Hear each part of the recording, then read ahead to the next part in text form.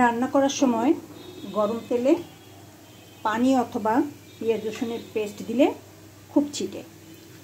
সেক্ষেত্রে যদি একটুখানি আটা বা ময়দা এই গরম তেলে দিয়ে দেওয়া যায় তাহলে একদমই ছিটবে না।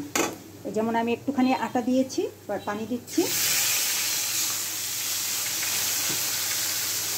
একদম কোনো ছেটাছিটি কাটবার নেই। এখন আমি অনায়াসে এর মধ্যে মশলাগুলো দিয়ে দিতে পারবো। আশা করি এই টিপসটিও আপনাদের ভালো লাগবে। আর আমি এর মধ্যে অন্যান্য সব মশলা দিয়ে দিচ্ছি। আদা রসুন পেস্ট করে ডিপ ফ্রিজে রেখে দিলে অনেক সময় কালারটা ঠিক থাকে না, বিশেষ করে রসুন পেস্ট কিছুটা সবুজ হয়ে যায়।